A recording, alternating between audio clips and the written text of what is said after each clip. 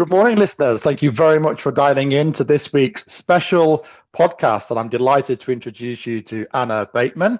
And Anna is going to tell you all about herself, her background, her expertise in a few moments' time. But thank you very much indeed for joining us for this week's episode, where we're really doubling down on the title, The Missing Conversation in School Improvement. So, the missing conversation in school improvement. Halcyon Education, CEO, founder, Anna Bateman.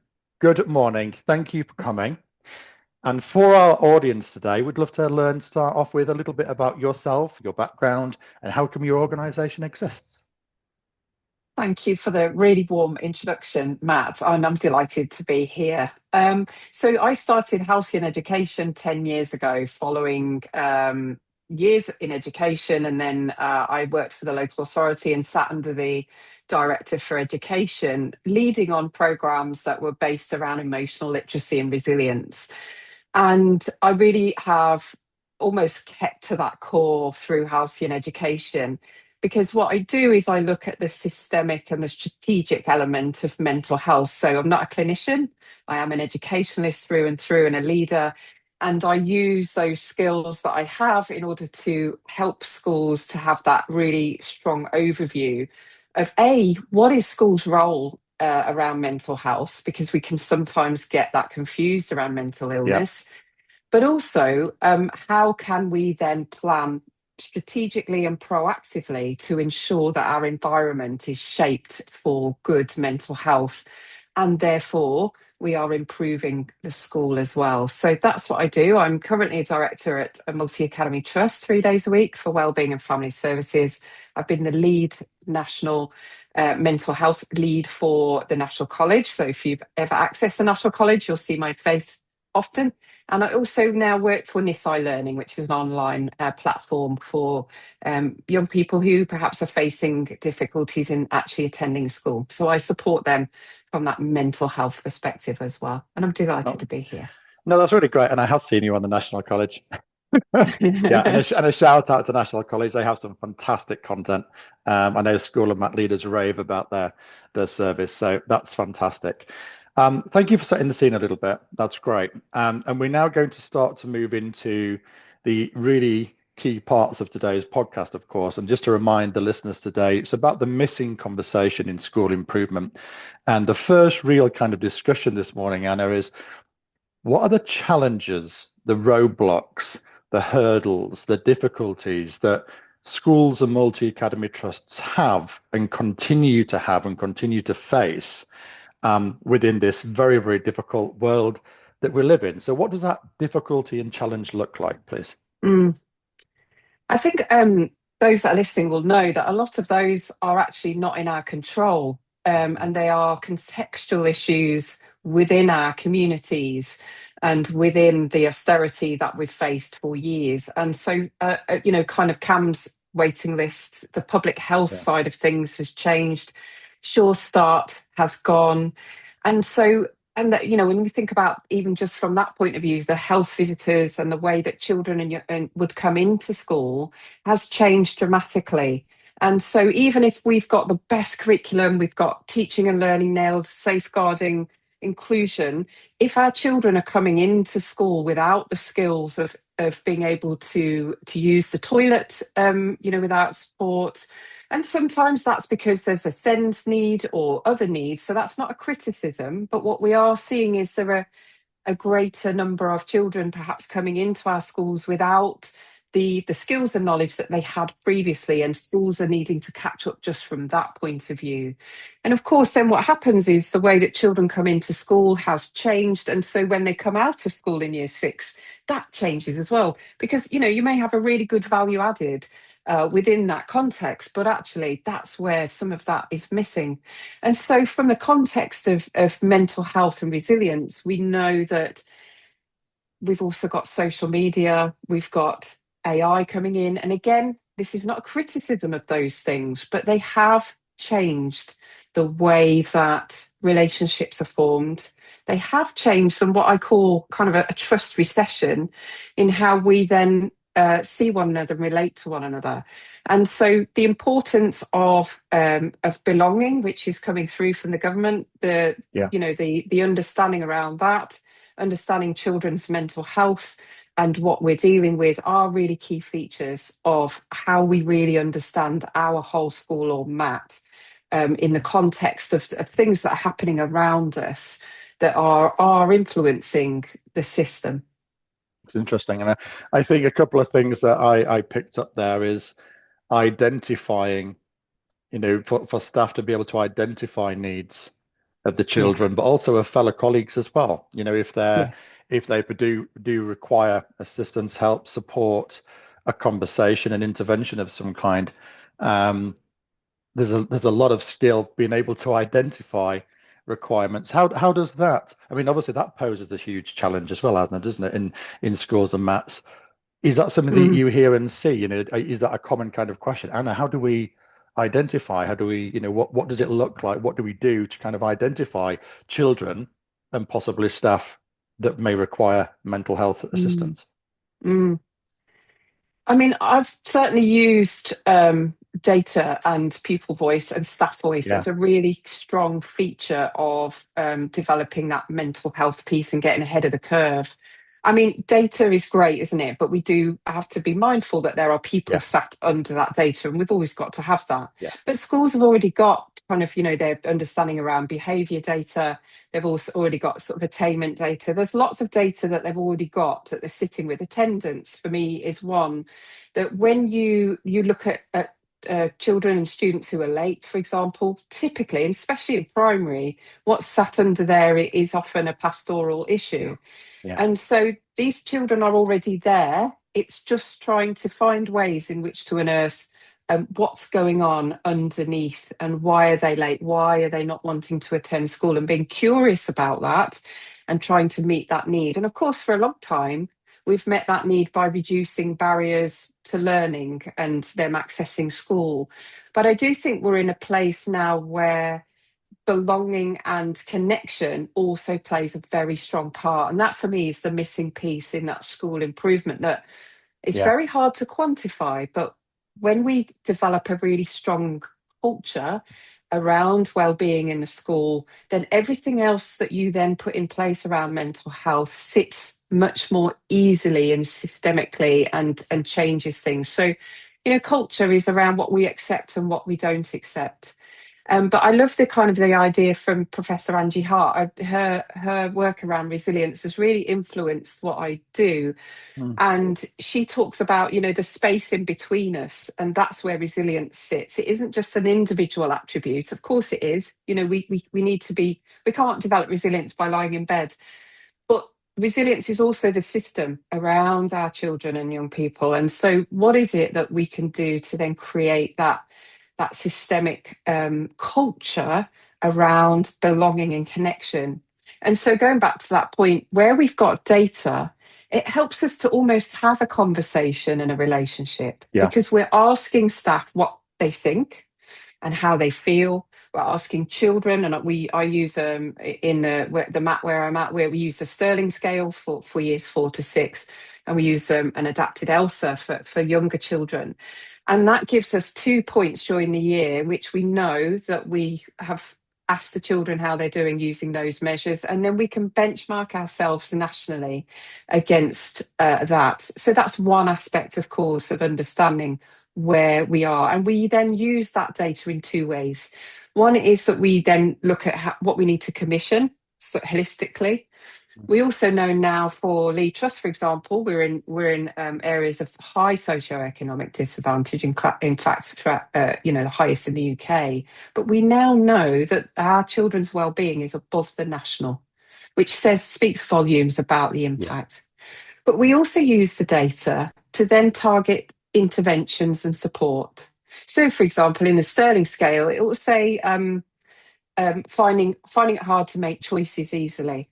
Okay, that's one of the questions. So what we've done is we've actually used a sports coach and our sports interventions to help build up teamwork around making good choices and problem solving. That doesn't only impact on mental health, but it impacts on learning because we're helping them to develop that problem solving sort of I muscle love and that. skill Yeah, that's great. alongside that. So we use that data to really sort of support our children Yeah. once they've completed it. I love it. That's brilliant, Anna. Brilliant. And I think that perfectly lines us up for the next question I'd love to ask you, which is what are you hearing, seeing, and involved in? What are schools and multi-academy trusts trying to do to improve themselves in this area, perhaps without expertise, external expertise? What are they trying to do internally within their schools and mats to improve and move the needle in this space, please? Mm. And I know a lot of schools are mapped to looking at staff wellbeing particularly, Mm, because we know they're our most expensive resource, aren't they? But also, again, if we look systemically, if we've got regulated, supported staff, they will be regulated and support the children. There's lots of research around that. And so, I can see that schools and mats are, trying to support staff. But of course, we've got a profession that is incredibly intense, yeah. and it feels like an unwieldy beast. But it is kind of something that schools are, really focused on because it helps retention, it helps our budgets around, our supply. There's lots of reasons why ensuring that staff well-being is at the heart of that as part of our culture, and that's what I'm seeing schools and that's trying to do at the moment. Yeah, that's interesting, isn't it? And obviously, a happier, more motivated, Yeah, more healthy member of staff will deliver, in theory, a higher quality output, whether it's lessons, senior leadership team running a school, strategically designing a school, etc. So that's interesting. Um, yeah. and I think what I'd now like to just morph the two questions together, the first and the second, is how do you specifically help and support schools and Matt? So I know right now there will be hundreds of school leaders, possibly thousands, that will be listening to this and on demand in weeks to come. And they'll be thinking the mental health of our students needs to be better Mm, understanding and better interventions once that understanding has happened. And the same for their staff, whether they're a mm, tiny school in rural Norfolk where I live or a huge school in London. They'll be asking themselves the same questions, like you just said: retention, motivation, just good, solid health, and therefore the output. How do you directly help school leaders and MAT leaders listening to this podcast today to help them improve mental health and well-being in their settings? Well, so there's several ways in which they can access that easily. One is that they can sign up to the newsletter on the Halcyon Education website, and they will get content and information monthly to help them to be able to understand that systematic, strategic, preventative way in which we look at mental health. The other thing is I have a senior mental health lead network, which again is sponsored by Dr. Adam McCartney and Bounce Together, which is a platform that I actually use at Lee Trust to gather the data around wellbeing. And they are both sponsoring this network so that it can be provided for free. And again, monthly, you can then come and connect with me. And for me, there's a lot of wealth in the schools. People have such amount of knowledge to share. So those are things that they can do easily now. I also then do audits. So, I'm literally working with some schools next half term to go in and review what it is that they are all currently offering and align to government guidance in the new Ofsted toolkit, how I can then help shape what that could look like for them moving forward and improving mental health within their school community and across the mat. And I'm extremely comfortable at sort of multi-site, so I'm pretty good Yeah. at knowing what the systems need to be in place across multiple sites and really understand what's non-negotiable and what we can bend and adapt for each school. And both of those are available, and then I typically will deliver training and then be that critical friend over a period of time to help the school move forward and improve the mental health of staff and pupils. Yeah. A common question that I always get on the back of podcasts is, Matt, would you ask your special guest to ask where the starting point would be? So let's say there's a head teacher of a secondary or primary special AP right now, or a multi-academy trust leader, and they're thinking, well, where would we start? We'd have a chat with Anna. What would it look like to get started? What would that look like? Well, there is an audit tool on my website, so Mm, you can download that easily and start that off for yourself. And that is aligned, as I said, to the DFE. So an audit tool absolutely is the way to go to really kind of understand where your strengths are and where the yeah, gaps are. And the next thing then I would suggest is looking at then how you can capture the voice of your school. And I think some leaders are anxious about that, and particularly around staff wellbeing. What will it say? What will it unearth? And yeah, I think, and I get that, but we've got to start somewhere. We've got to really understand what's going on, and how can we understand how our staff are feeling, but not just feelings. Are they cared for at work? And also, what does workload look like? What does the culture feel like? Is this a place they would recommend to someone else? And those are hard questions to ask and to hear the answers to. But that's got to be the starting point, because we can't ignore that. That's going to be something that we can work alongside. So I do think, if you're not already, to understand the mental health of the children in the school using some sort of measure, whether that's a validated measure, or and then a questionnaire with staff, and really sort of looking at that in a way that's. And then for me, the other part of this is feeding that back. yeah, It's all very well taking this data, but it could just sit on someone's desk and be meaningless, and then that's just a waste of everyone's time. Is to really look at that, use that with governors, get yourself a mental health governor, so somebody that's on the governing body who really gets wellbeing and mental health and will ask the questions. And that's where you'll A, get the external support, but B, they will make sure kindly and gently, because I've been on several IBs and governing bodies, that they will mm, be able to support you through that process. yeah. And one of the key things, I'll just share this with you, is a couple of weeks ago we had a webinar, and the title of the webinar was Mental Health and Wellbeing under the new Ofsted framework. We Right. had two head teachers from primary schools, and we had a multi-academy trust leader from a CEO who has special schools and AP. And one of the head teacher's special guests, who means a lot to us, we've got a phenomenal relationship, Christina Wilkinson. There's a shout out, Christina. Um, she shared a recent Ofsted under the new framework experience. And Christina said very, very clearly a number of times throughout the webinar that the mental health and well-being, let's call it focus and due diligence from the inspectors, has never been more rigorous, has Mm, never been more different. yeah. Having conversations with the senior leaders individually and collectively in a little office. How does the school care for you? What does that look like? And you've Mm, mentioned reports and data, um, having that information available to discuss, but also the HMI having conversations with the children, as you said. yes. Do you feel safe? What are they, if it's a safeguarding slash mental health and well-being, what does the school do? What does that look like? So it's never been more tight. It's never been more important to do the steps that you've kindly shared with us today. So it's very, very important at multiple levels as well. Anna, in terms of the impact of your work, I'd love to, just for you just to touch on that a little bit more, Mhm. so the audience today can, you know, just I know that the impact's huge. We've discussed this offline, but I'd love for you just to share a few kind of examples of the impact of your work, please. Of course. So just touching on the Ofsted conversation. So we've had Ofsted, we've had one of our schools have their report onto the website in the last 2 weeks. And our team, and the work that's been designed around this preventative work.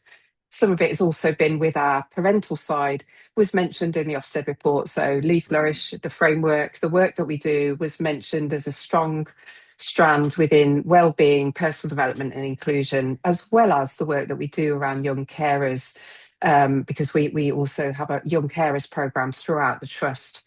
And so we already can see from Ofsted, you're quite right, that they are very focused now on ensuring that inclusion in all its forms for our premium, SEND pupils, and well-being is all aligned, and it all makes sense and is connecting. The other things that I've literally hot off the press, which has been wonderful to share, particularly at Lee Trust, but obviously I've worked strategically through many schools, is that we are now way above national for our staff wellbeing data. Not just so 77% out of our 500 staff have said that there is a very strong wellbeing culture, that they feel cared for. And when you look at that nationally against the wellbeing index and teacher tap, is 29%. So Phew. Wow. yeah, Okay. right. Well, So, yeah. it's the impact. And, the other question that we asked them, I'll just see if I can pull it up now, is around how they feel that leaders support their work-life balance. Yeah. And again, that was extremely high. It was in the 70s. And again, when you look at the national, we're looking down in the sort of 30s around, workload. And for me, having analysed the Teacher Wellbeing Index every year for the National College and done a webinar on it, the thing that's changed in schools is the culture. That there's been more of a negative culture around sort of micromanagement, feeling like there's that analysed in quite a big way. And so for me, being able to see that is really, really powerful. And as I Yeah. said, I shared with you earlier the fact that we have now children's wellbeing above national, and that it's improved year on year. Then again, the impact of what we do and what I do is really sort of felt and seen. And that's for me what I want to see. It isn't about treating mental illness. That's not school's role. And I think that's the other thing that I will help schools understand, that what is school's role, and it is resilience development, it is culture, it is Mm. belonging, and it is being able to put in targeted interventions for students to remove barriers to learning and to improve their well-being. That is school's role, and I help schools to understand that. Thank you very much indeed, Anna. And I'm sure the listeners will be like, how do I speak with Anna? I'd love to learn more. I'd love to ask a few more questions. I'd love to pick Anna's brains. I'd love to see how Anna can help my school or Matt. How can the listeners today get in contact with you, Anna, please? So go onto my website. So it's www.halcyon.education. There is a contact us form. I often get schools saying, can you help me, Yeah. on there? So, I will get back to you within 2 days. And you can sign up to the Senior Mental Health Lead Network, and you can sign up to the newsletter. And that dialogue will then continue. We that back and forth. And for me, that's what's important. It isn't just a one-off newsletter or it's an ongoing conversation. Fantastic. And you mentioned about the audit tool. Is that on your website too? Yes, my apology. Yeah, that's on the website too. So there's an audit tool and a document, an ebook that says 10 steps to a mentally healthy school. And you Brilliant. can read that. So it's about a 20-page document, and it will give you the key things that I've talked about today, that kind of graduated response, looking at data, and then targeted interventions as part of that. I'm sure that's a great starting point. Anna, thank you very much for being this week's special guest. I hope you've enjoyed yourself. I certainly have. I have, Matt. Listeners, I would like to strongly encourage you, if you have any questions for Anna, if you'd like to get in touch, explore how Anna and her organization can help your school or Matt, you're very, very welcome to do so by going. Starting point will be Anna's website, halcyon.education, and you'll find it very, very quickly. I'm on the website now. Contact details are clear. Lots and lots of free resources, so that would be a great way for you to get started and to get in touch with Anna. Anna, thank you. Have a wonderful weekend, and we'll speak to you soon. Thanks, Matt.